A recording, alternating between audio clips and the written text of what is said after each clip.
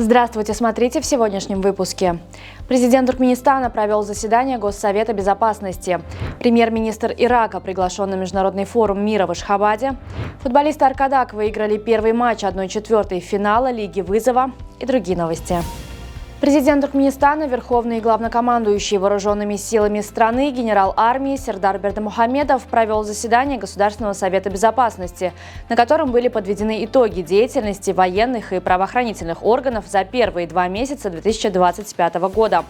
Глава государства поручил продолжить модернизацию армии и повышение профессионализма военнослужащих. Президент Туркменистана Сердар Бердымухамедов в ходе телефонного разговора пригласил премьер-министра Республики Ирак Мохаммеда Шиа Аль-Судани принять участие в Международном форуме мира, который состоится 12 декабря в Ашхабаде. Мероприятие будет приурочено к 30-летию постоянного нейтралитета Туркменистана. Премьер-министр Ирака принял предложение с благодарностью. В продолжении разговора стороны обсудили вопросы, связанные с поставками туркменского газа в Ирак через территорию Ирана. Президент Туркменистана также выразил готовность оказать содействие для открытия дипломатического представительства Республики Ирак в Ашхабаде. В городе Аркадак прошло совещание с участием Огулджахан Атабаевой, вице-президента по лечебной деятельности благотворительного фонда имени Гурбангулы Бердымухамедова. На повестке дня стояли вопросы относительно хода работ, проводимых в центре, а также вопросы, связанные с дальнейшим осуществлением деятельности фонда на высоком уровне.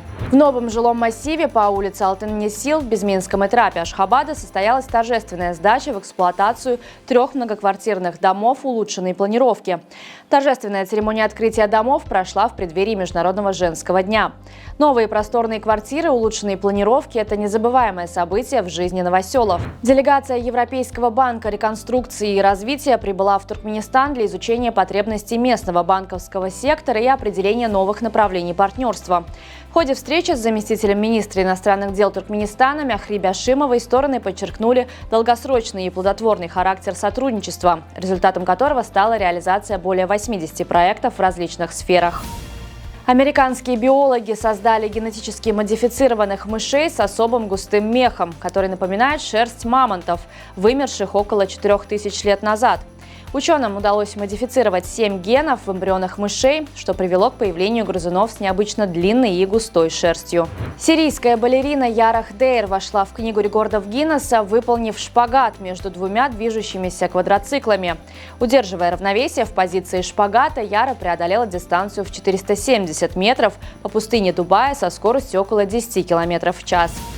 Футболисты «Аркадага» обыграли индийский Ист Бенгал в первом матче 1/4 финала Лиги вызова АФК. Встреча, прошедшая в среду в Калькутте, завершилась победой гостей со счетом 1-0. Автором единственного мяча стал Язгалыч Курбанов. Ответная игра двухматчевого противостояния пройдет 12 марта на поле «Аркадага». На сегодня это все. Желаю вам хорошего завершения дня. Увидимся завтра. И не забывайте, что Туркменпортал – ваш самый надежный источник новостей.